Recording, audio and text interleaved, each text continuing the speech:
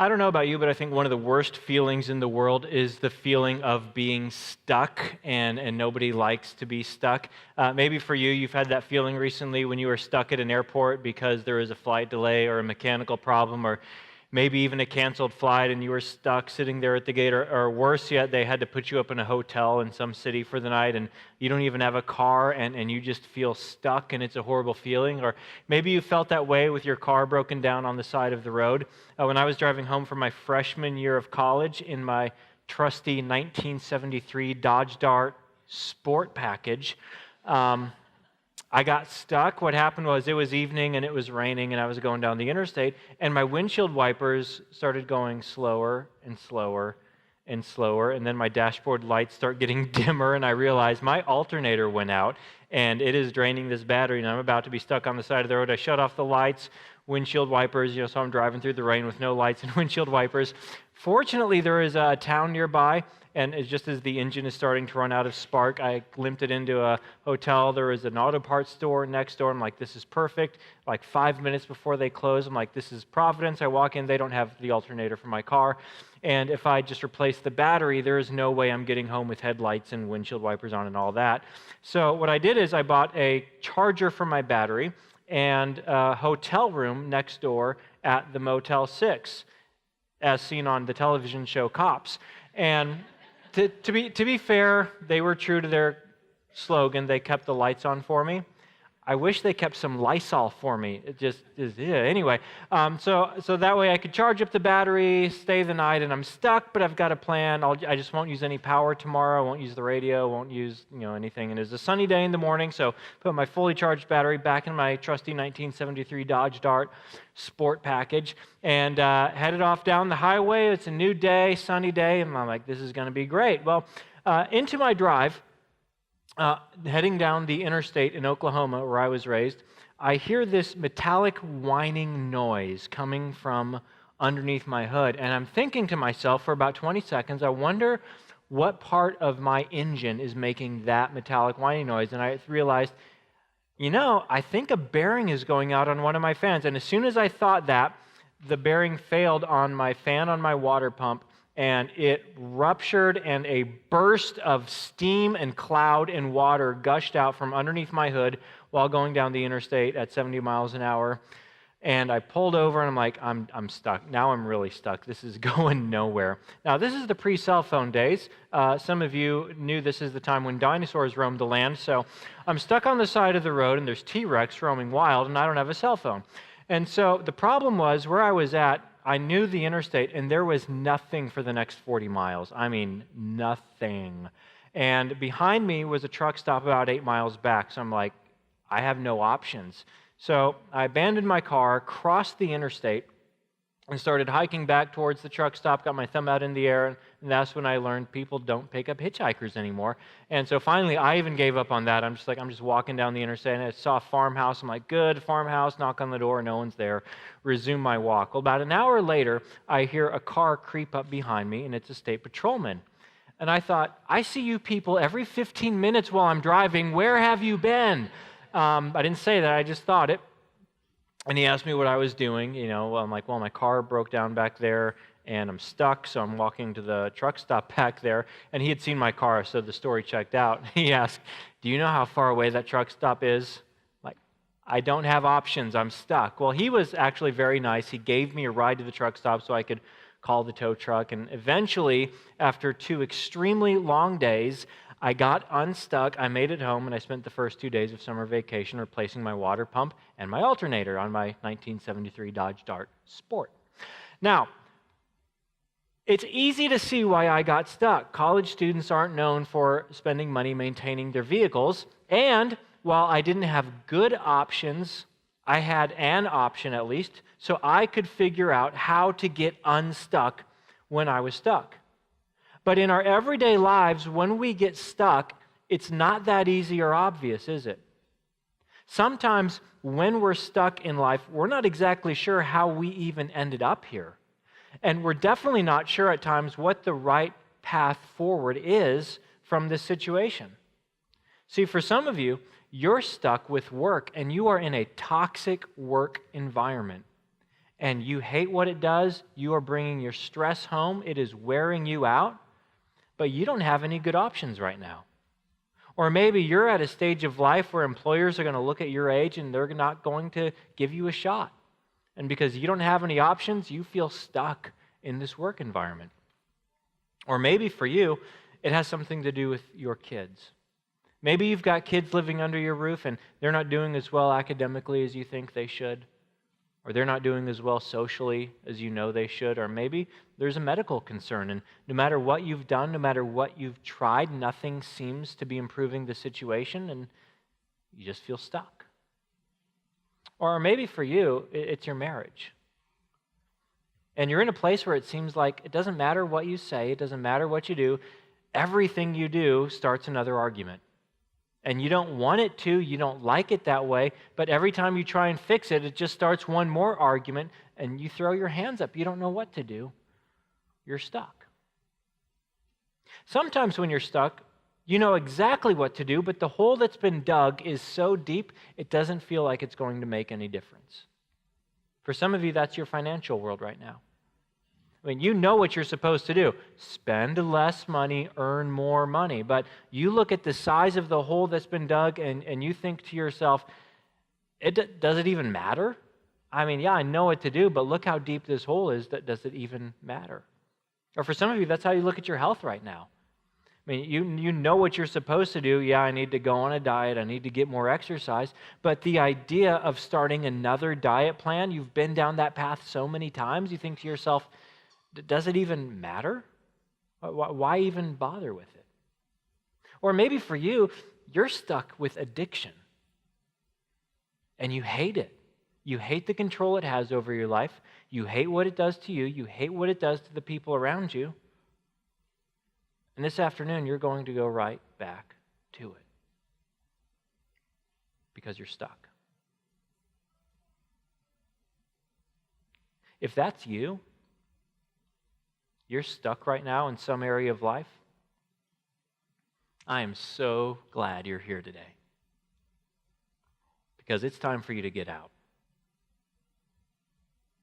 And the way out begins with a good exit strategy. Now, if you're new to the Bible, what you might not realize is that this idea of being stuck and having a daring exit strategy to get out into freedom is actually the entire narrative story arc of the entire Bible. The Bible tells one story about how we as a human race have gotten ourselves stuck. Because every time we sin against God, we do things that get us stuck or get the people around us stuck. And the story arc of the Bible is about an exit strategy that God executed to get us unstuck.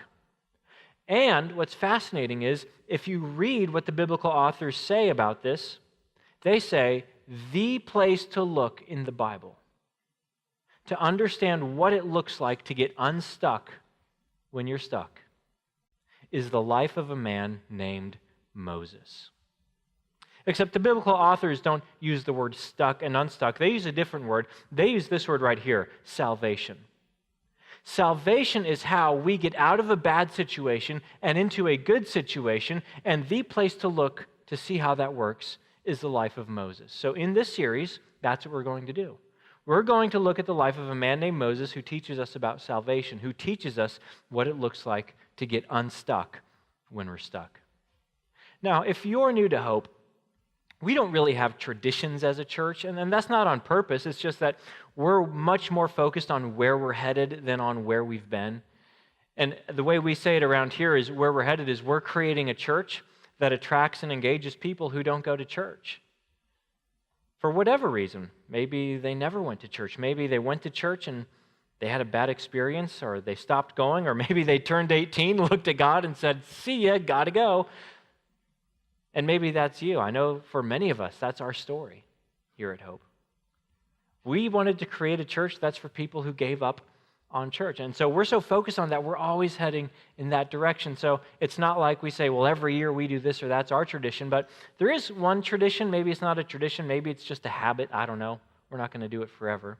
But in the summer months, I love to open up the pages of the Old Testament, and the Old Testament is the part of the Bible that was written before Jesus was born. These are people who lived BC, and just look at someone who lived during that era and explore their life story. And the reason why I like to do that is, one, it's fun. We just get to listen to stories in church, which is way more interesting than hearing me talk about something. And number two, these people's lives pour meaning and significance into words like salvation. I mean, in the Bible, the biblical authors use technical terms to talk about spiritual truths, but they're kind of abstract. But then we read these stories of real people who lived and died, and it pours significance and meaning into those words. So, for example, 3 summers ago, we looked at the life of a man named Abraham. And if you want to know what it looks like to have faith and to live with faith, we could give you a definition, but we have something better. We have the life of a man who exemplifies what faith looks like. And then 2 summers ago, we looked at the life of his grandson, a man named Jacob. And the theme of his life was blessing. If you want to know what it looks like to live with blessing or to be blessed by God, there's no better place to look to understand that than the life of Jacob. And last summer, we looked at the life of a man named Joseph, the son of Jacob.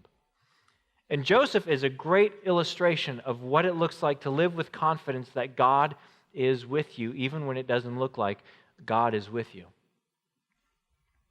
And so today, we're beginning the story of a man named Moses, who teaches us what salvation looks like, or, the way we're saying it in this series, how to have an exit strategy when you're stuck. Now, quick public service announcement before I jump into the text today. Here's your public service announcement. Instead of having one series on the life of Moses, we're going to have 2 series that are separated this summer on the life of Moses. The reason why is, one, Moses did a lot of cool stuff, and we don't want to miss it. Second reason is, our schedule and our calendar this summer is just going to be jacked up, okay? I'm just going to warn you up front ahead of time. For example, the school district informed us that we're going to get kicked out of this room for 2 weeks this summer. The problem is they don't know when. And the reason why is they're going to refinish the floor, and no one seems to know when that's going to happen. So at some point, we're going to be homeless for 2 weeks this summer. And when we figure that out, we're going to let you know. And that's going to mess with the preaching calendar a little bit. But hey, that's portable church. It's kind of like a camping trip. You know, you go on a camping trip, you can even remember to bring everything, and still something can go horribly wrong. And at that point, you have one of 2 options. You can either let it ruin your camping trip, or you can realize, we are going to laugh so hard about this later, and this is creating something far more memorable than what we had planned. So whatever we do, the one thing I'm sure about is it will be far more memorable than whatever we had planned for a given Sunday. So when we know, we'll let you know, but that is going to mess with our schedule a little bit this summer, but we're still going to have a great time here at Hope. But today, let me give you a little context to the life of Moses so we can dive right in with his story. Moses lived almost 3,500 years ago, so a very ancient figure, yet he casts a very long shadow not only on biblical history, but also on world history. The major faith traditions all look up to and respect Moses for what he did and what he accomplished during his life. Now, last summer when we learned about Joseph was the one who is the reason why Moses lived his life in Egypt. So Joseph was the man who was betrayed by his brothers, and he was sold to slave traders because they hated him so much. Now, if you have a little brother, does anybody have a little brother in the room? I know at some point in your life growing up, you threatened to sell him to the circus, okay? That's just what you do with little brothers. They actually did it to Joseph, and the slave traders took him to Egypt, where he ended up working in the home of a prominent and wealthy Egyptian man. And through a lot of ups and downs over a 2-decade period, Joseph ends up earning the favor of Pharaoh, the king of Egypt, and becomes prime minister of Egypt. After he does that, he has a ton of influence, a ton of wealth, and he can snap his fingers and make things happen. There is a severe famine in the land, so he told his extended family, he made up with his brothers and forgave them, of about 70 people, this famine's going to keep going on. Why don't you move down here and I'll take care of you here? So they did. They all moved down to Egypt, this family of 70-some people, and they lived there, and they liked it there, and they never moved back home. They just settled in Egypt. That's where we pick up the story of Moses. Now, Joseph and all his brothers and all that generation died, but the Israelites were exceedingly fruitful. They multiplied greatly, increased in numbers, and became so numerous that the land was filled with them. Then a new king, to whom Joseph meant nothing, came to power in Egypt. Look, he said to his people, the Israelites have become far too numerous for us. Come, we must deal shrewdly with them, or they will become even more numerous, and if war breaks out, we'll join our enemies, fight against us, and leave the country.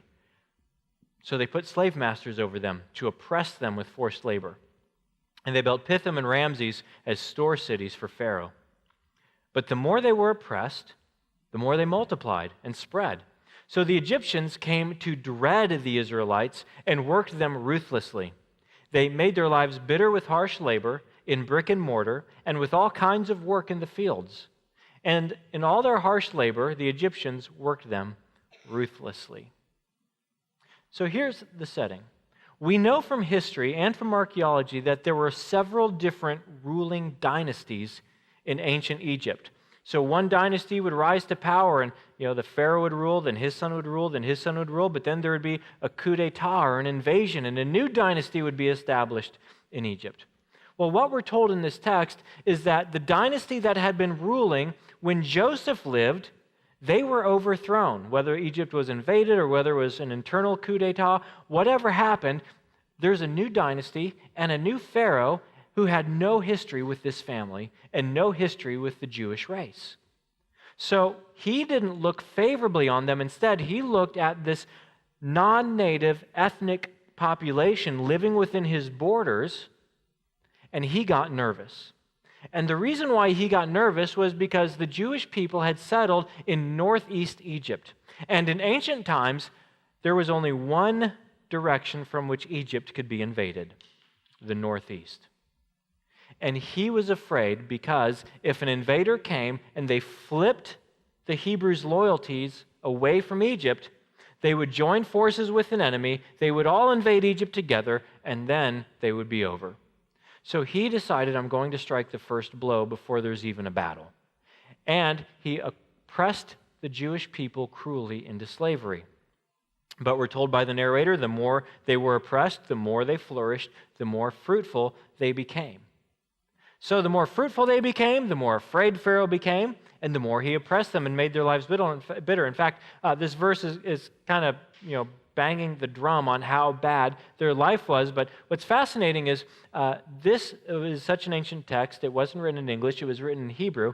And this isn't a very good translation because an accurate translation would be terrible English, but we actually need it to discover the main theme of Exodus.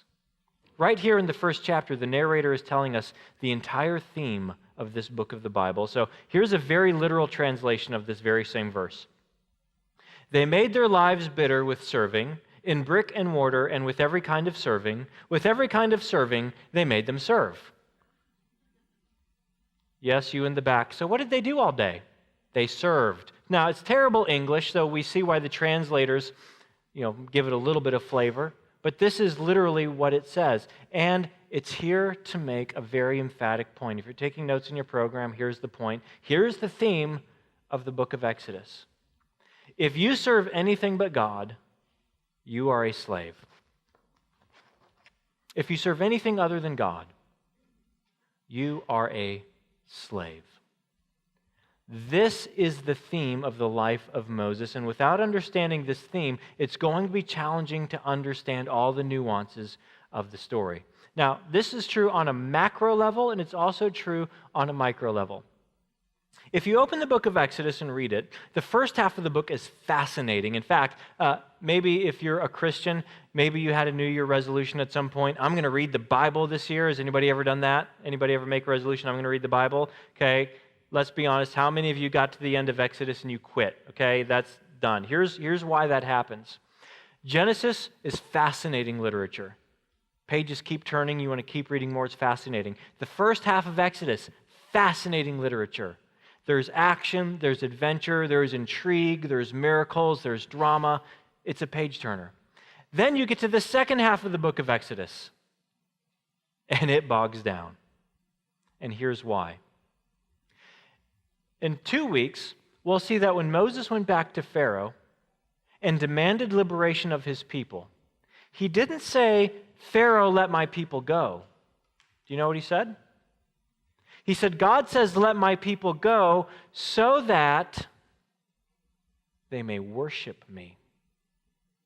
And then as you read the book of Exodus, the first half is all that action, but the second half is detailed instructions on how God told Moses to make the tabernacle. The tabernacle was an elaborate, portable temple worship system of how to set it up, and wherever they were at, wandering through the desert, they could worship God there, and it's page after page after page of boring detail of how to build the tabernacle. And I'll be honest, if you read it, that part's pretty boring, but there's a point and there's a reason why it was written that way. What the narrator is teaching us is that the only way to escape from slavery is to find freedom in worshiping God. The only way we're going to be free men and free women is to find that freedom in worshiping God. That's why it's so tedious on the second half, because it's all about how they were to worship God. Now, on the micro level, this is also true. If we serve anything other than God, ultimately we will find ourselves enslaved. And here's the reason why. You are enslaved to whatever you must have to feel significant or secure. In your life, there are things you look to for your significance. In your life, there are things you look to for security. It might be your work, your accomplishments, your achievements, your trophies, whatever it is, and you say to yourself, I know I'm somebody, I know I have significance, look at everything I've accomplished. And that's what you look to find significance or security. For some of us, it's relationships. Look who I'm with. Look who adores me. Look at my kids and how well they're doing. I know I'm somebody. Look at my relationships. For some of us, it's independence. And you have to have independence in order to be somebody. And you can't be tied down, and you have to be free to do whatever you want. But whatever you look to find your significance and security, ultimately, what we learn in the life of Moses, it will enslave you. Think about it. Think this through. Let's say you have to have a certain amount of financial wealth to feel secure and to feel significant. What that means is if you don't have it, you'll feel insecure, you'll feel insignificant, and you'll desperately chase whatever that goal is. And then if you attain it, you still won't find the significance or security because it's going to be vulnerable. It's at risk, and you might lose it and lose your significance and security in the process. Or maybe for you, it's affirmation. You want people to look at you and love you and accept you and praise you and look up to you. What that means is if you don't have it, you have to work so hard to please people, to impress people. Otherwise, you don't feel significant. Otherwise, you don't feel secure, and you wear yourself out trying to get it. And even if you do have it, you're afraid that you're going to lose it. It's vulnerable. So you have to continue to people please and impress people, and you wear yourself out chasing that. Or even for you, if it is independence, if you need your independence and to be free to make your own decisions and do what you want with your own life and be the captain of your own ship, you're still a slave. It means you can't fall in love. You can't be tied down to someone. You can't make long-term commitments. You have to work so hard in order to maintain your independence. And you're a slave to it. Wherever you look to find significance and security in life, if it's not God, you're going to be enslaved and you're going to wear yourself out trying to gain it. It will become your master. The story of Moses undermines the Enlightenment idea that true freedom is found in no restrictions and no lords and no masters. The reality is we all look somewhere for significance and security. If you look to possessions, if you look to wealth, that's counterfeit. All the money and possessions in this world, it's like Confederate currency at the end of the Civil War. It's worthless. It's all vulnerable, and eventually it's all going to be taken away, and then eternity begins. If you look to your physical body, maybe you need health, or maybe you need youth or beauty in order to feel significant or secure. If you look to anything physical, that's vulnerable. You're vulnerable because your body, your health, your physical body will fail. It's not if, it will, and then eternity begins. If you find your significance or security anywhere on this earth other than on God Himself, it will fail you. You will be vulnerable, and you will never feel fully significant or secure, but you will become enslaved trying to gain the thing and protect the thing that you think will give you these things. That leads us to our third point. Salvation, therefore. This is what we're talking about in the life of Moses. This is the theme of his life. Salvation is rescue from the slavery of making anything more important than God.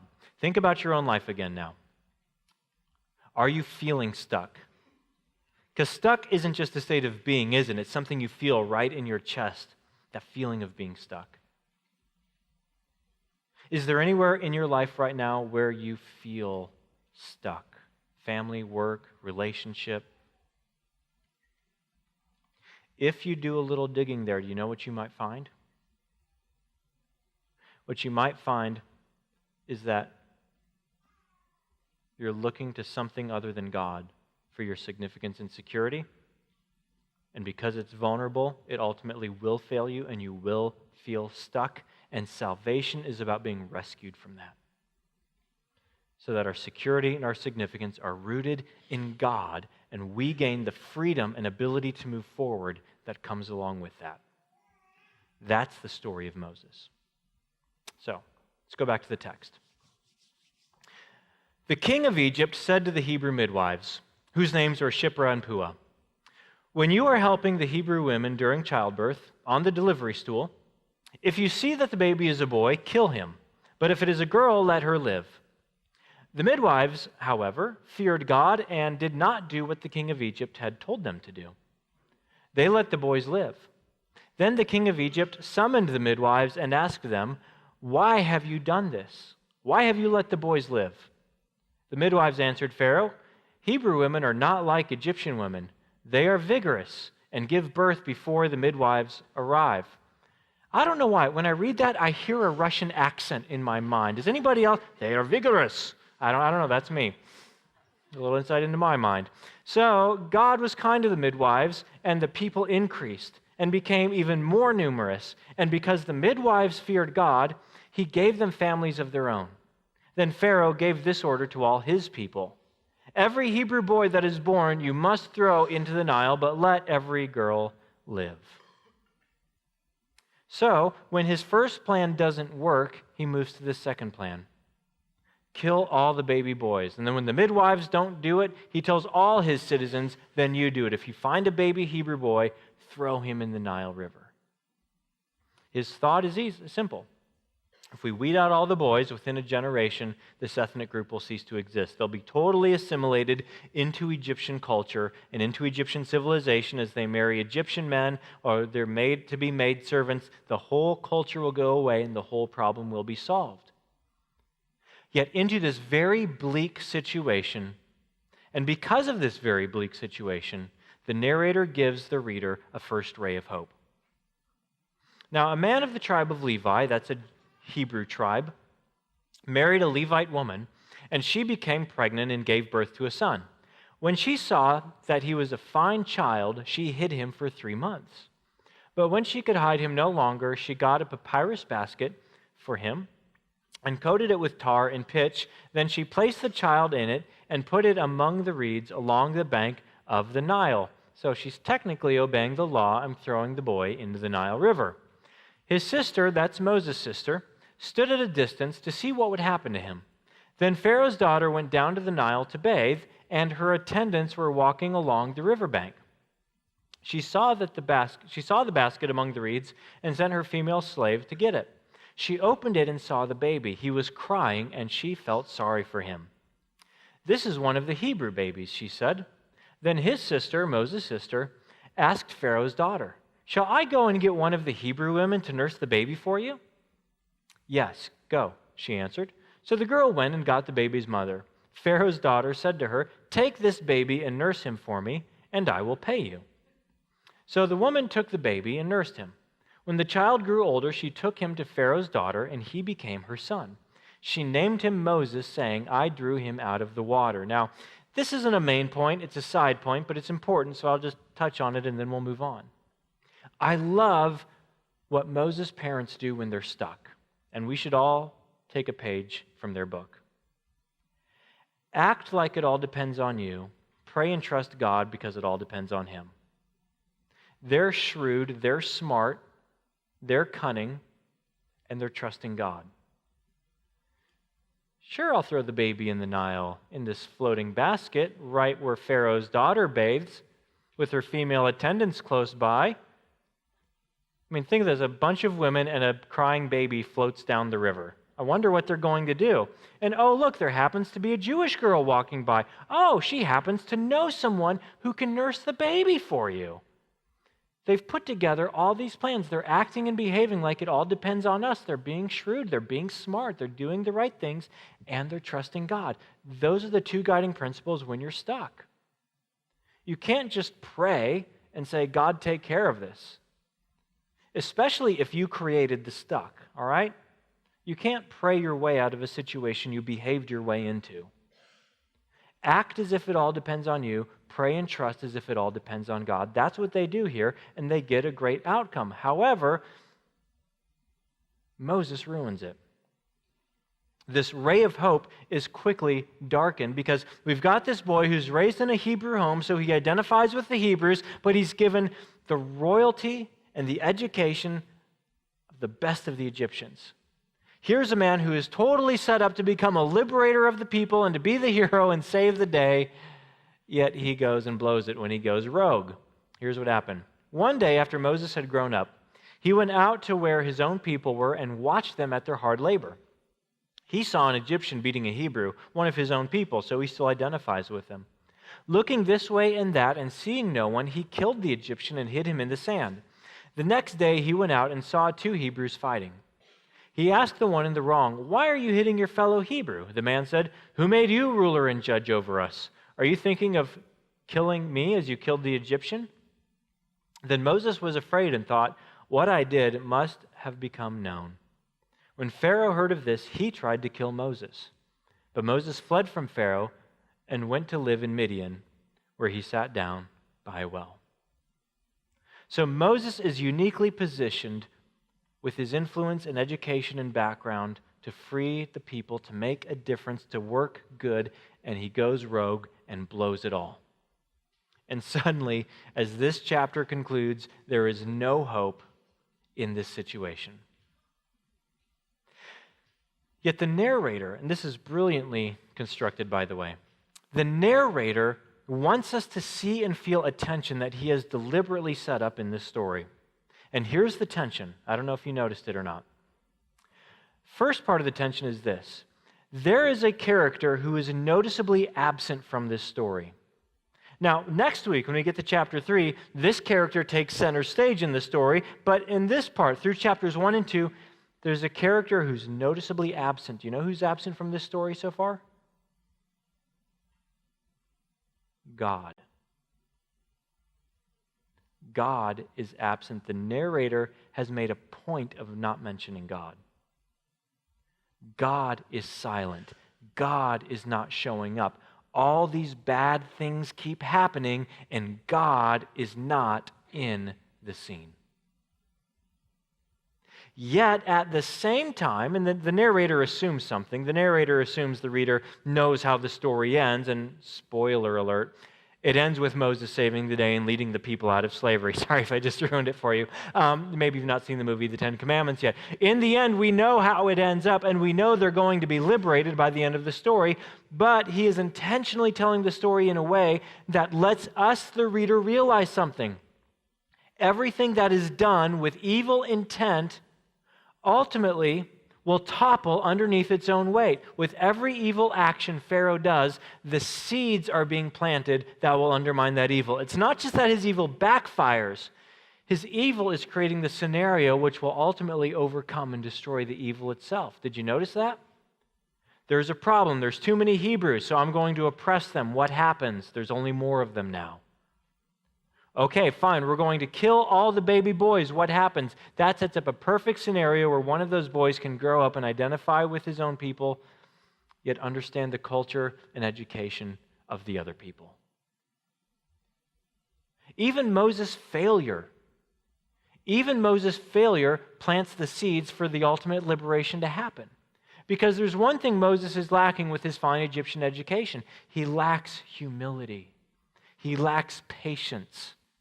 He lacks confidence in God's call and God's timing. And the only place he's going to learn that is out in the desert. And he's going to spend the next 40 years out in the desert learning patience, learning humility, learning to trust and wait on the Lord.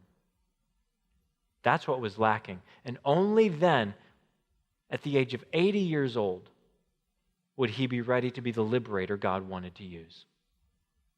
So the tension is God is silent, God seems absent, yet all the evil that's being done, the seeds are being planted for the evil to be overcome. But here's what we lose perspective of.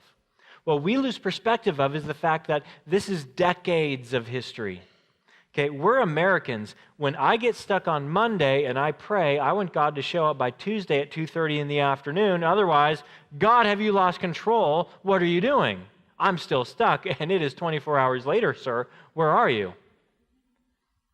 These people were stuck year after year, decade after decade, generation after generation. And if you've been stuck for a while, maybe you've started to think, where are you, God? You know, as a pastor, I've talked with all kinds of people who've been stuck in all kinds of ways. A lot of times they're stuck through no fault of their own.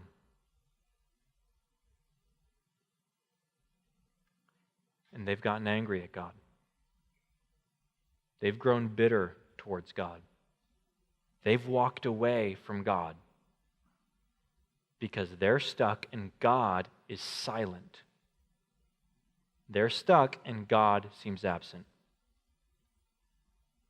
If you've been at that place, maybe you are at that place.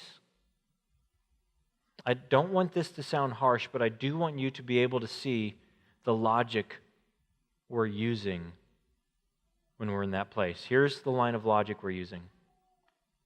I can't think of any good reason why this would happen, therefore there can't be any good reason. This is the thought process when we're mad and bitter and angry at God, when we're stuck and He's not doing anything about it. I can't think of any good reason why this would happen, therefore there can't be any good reason. This is incredibly arrogant. It's incredibly arrogant to think that your position and view of the world is superior to God's position and view of the world. It's incredibly arrogant to say, God, you don't know what you're doing.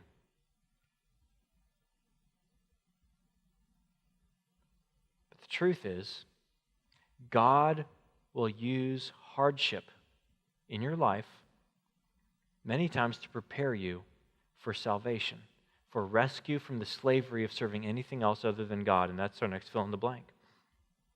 God might prepare you for salvation through hardship,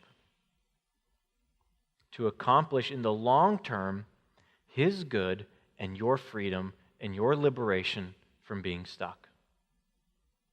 God might prepare you for salvation through hardship. And our last point that we see in this text today as we look at it all, salvation comes in unexpected ways. And I think this is my favorite part of chapters 1 and 2. Salvation comes in unexpected ways.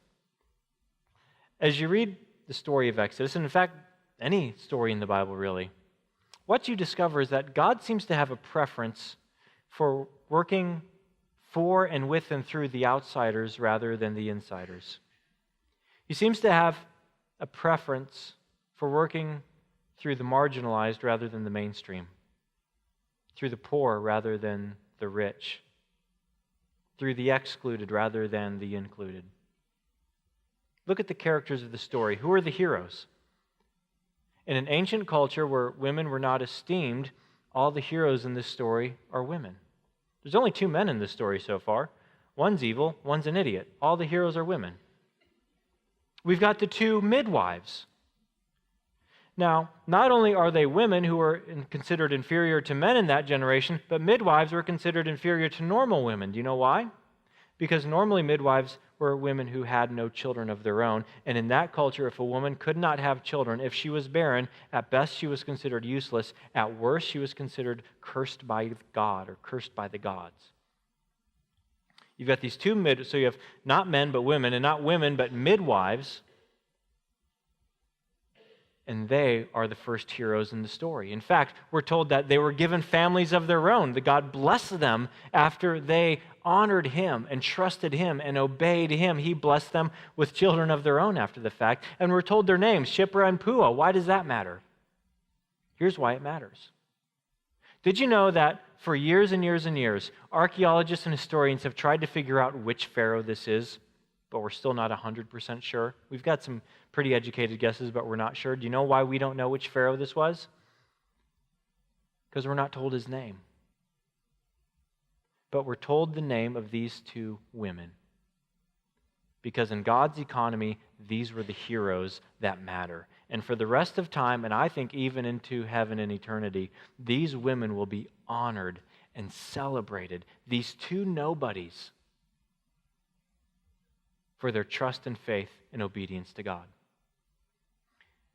Who's another hero in the story? Pharaoh's daughter. She's not a Jew, she's a Gentile. She's not a man, she's a woman, yet she's used as a hero in this story. God's salvation comes in unexpected ways, through unexpected people. Do you know what this means? It means no matter who you are, God wants to do amazing things through you. You can't just say, I'm just in high school, or I'm just retired. I'm a worker, I'm not college educated, I'm just nobody. God looks at that. If you think you're nobody, if society thinks you're nobody, God looks at you and says, perfect.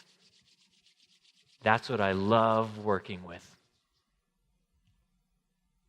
That's how I make a difference. God's salvation comes in unexpected ways. Now, there's one more thing we need to see from this story, because we've seen some amazing things.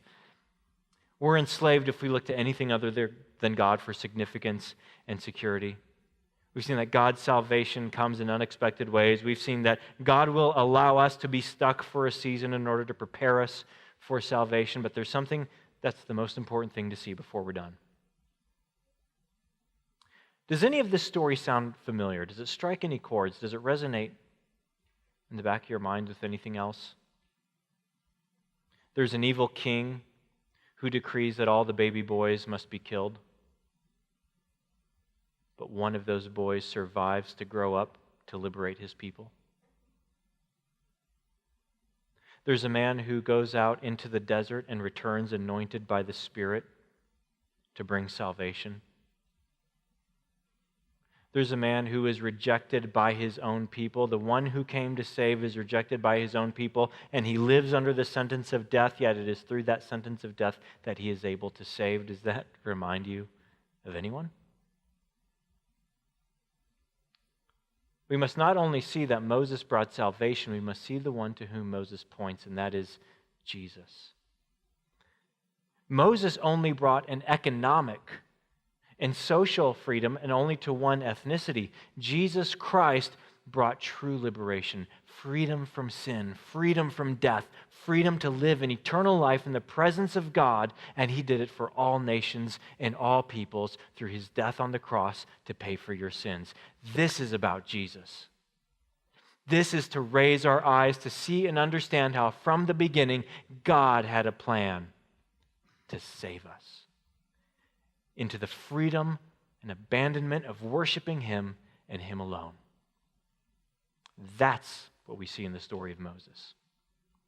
So before we pick it up here next week, there's two things I want you to think about this week. Number one, is God using hardship to prepare you for something? Is there a hardship in your life? Are you stuck somewhere in life right now? If you're stuck, ask the question, is God using this to prepare you for something? What might He have planned for your future that He's allowing you to be stuck today? Second one, what does He want to save you from? If you're stuck, it's probably because what you look to for significance and security is disappointing you. He wants to save you from that to worship and glorify Him. What does He want to save you from? I pray that God gives you wisdom this week as you think about it, and that's where we're going to start next week. Let me pray for you. Father, thank you for this story that you've preserved throughout the centuries.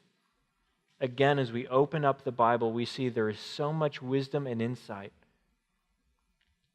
that applies to us today. As we look in the mirror of the Scriptures, we see our own hearts reflected back. So my prayer for everyone listening is that this week we will have humility and we will have patience and we will have wisdom to think about why we're stuck. Father, if we are looking anywhere but you for our security and our significance, give us eyes to see it and give us humility to repent of that. Give us courage to let you be our hope, you be our comfort, you be our security, and you be our significance, because that will put us on ground that cannot be shaken. As we continue this journey, as we learn about Moses, I ask that your Spirit would enlighten us to see what you would want us to see and live as you would want us to live. We ask this for our good and your glory in Jesus' name. Amen.